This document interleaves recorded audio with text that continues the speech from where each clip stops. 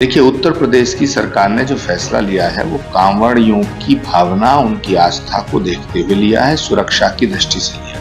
ये फैसला बिल्कुल सही है। आखिर कांवड़ियों के साथ धोखा करना क्यों चाहते हैं? हरियाणा, राजस्थान, छत्तीसगढ़, मध्य प्रदेश, महाराष्ट्र और दिल्ली मैं सभी सरकारों से, सभी मुख्यमंत्रियों से ये निवेदन करना चाहता हूँ, खासतौर से बिहार की सरकार से, कि जो फैसला उत्तर प्रदेश की सरकार ने लिया है उसी तरह का फैसला ये सभी राज्यों की सरकारें लें और कांवड़ियों की पूरी सुरक्षा का ध्यान रखा जाए। केजरीवाल जी की सेहत का, उनके स्वास्थ्य का पूरा ध्यान रखा जाए, क्योंकि अरविंद केजरीवाल जी चुने हुए मुख्यमंत्री हैं और सिटिंग चीफ मिनिस्टर हैं। मैंने किसी भी राजनीतिक पार्टी को ज्वाइन नहीं किया है।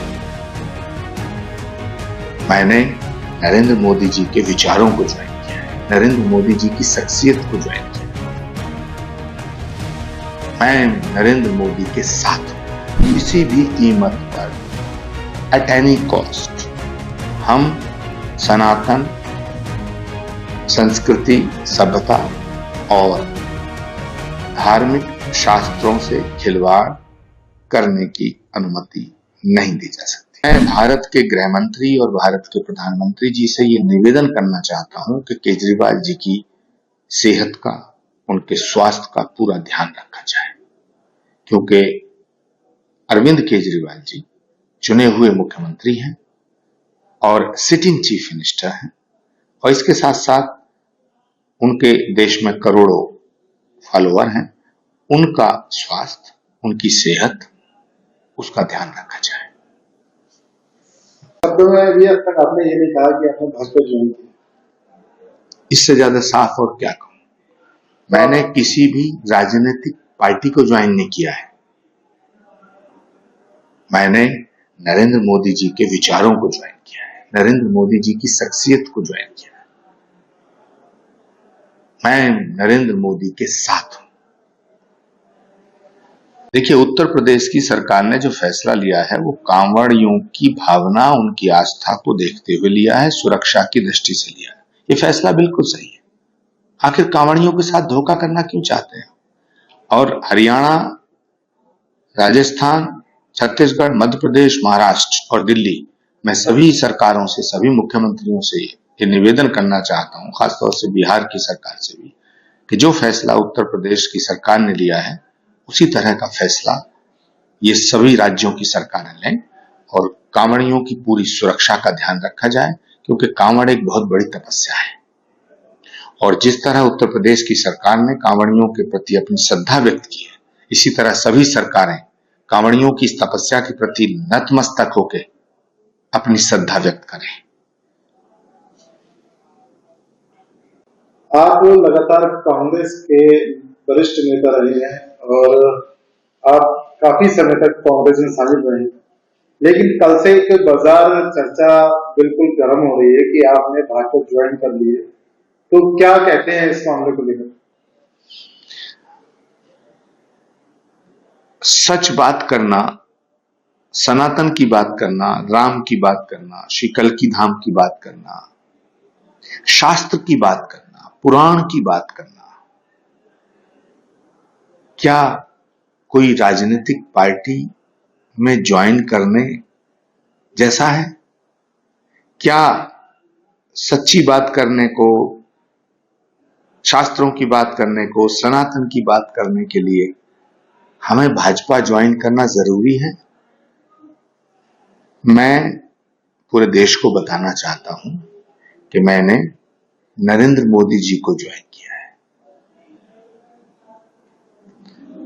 साफ तौर से मैं कहना चाहता हूं वो क्यों किया है, क्योंकि नरेंद्र मोदी एक अकेले ऐसे नेता हैं इस देश में जिन्होंने सनातन संस्कृति, सभ्यता और शास्त्रों के साथ साथ भारत के गौरव को बढ़ाने का काम किया है।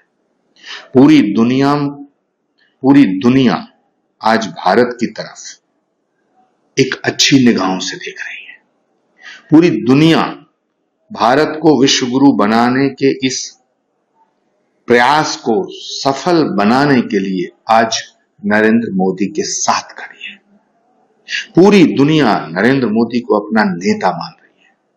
तो जिस व्यक्ति ने भारत को गौरवान्वित करने का काम किया है, जिसने भारत के वजूद को बढ़ाया, जिसने भारत के गौरव को बढ़ाया, जिसने भारत के स्वाभिमान को बढ़ाया है, जिसने सनातन संस्कृति को पूरे विश्व में उसके ध्वज को फहराने का काम किया है, मैंने उस नरेंद्र मोदी को ज्वाइन किया है। मामला है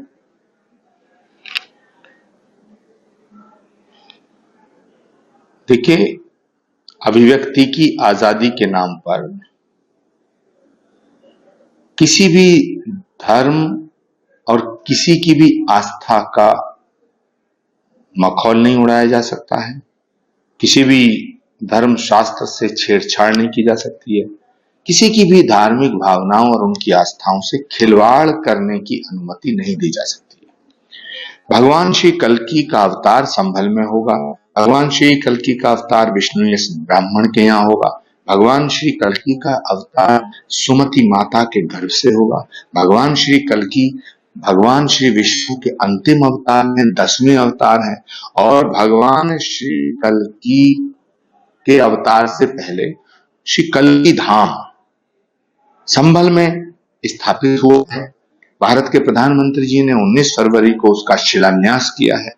तो भगवान श्री कल्कि कहाँ आएंगे, किसके यहाँ आएंगे, कब आएंगे, ये पूरा वर्णन पुराणों में है। अब पुराणों में जो वर्णन है उसके अलग थलग जाकर के अगर कोई फिल्म बनती है तो वो हमारी धार्मिक आस्था से और हमारे धार्मिक ग्रंथों से छेड़छाड़ माना जाएगा। इसलिए हमने इस फिल्म के प्रोड्यूसर को, डायरेक्टर को और लोगों को नोटिस दिया है कि भाई आपका मोटिव क्या है, आप चाहते क्या हैं। क्या आप चाहते हैं कि हमारे धर्म ग्रंथों में जो लिखा है उसके इधर उधर जाकर के आगे आने वाली नस्लों को, अगली पीढ़ी को दिग्भ्रमित करें? क्या आप चाहते हैं कि करोड़ों लोग जो भगवान कल्कि की प्रतीक्षा कर रहे हैं कि उनका अवतार होगा, उनकी धार्मिक भावनाओं को ठेस पहुंचे?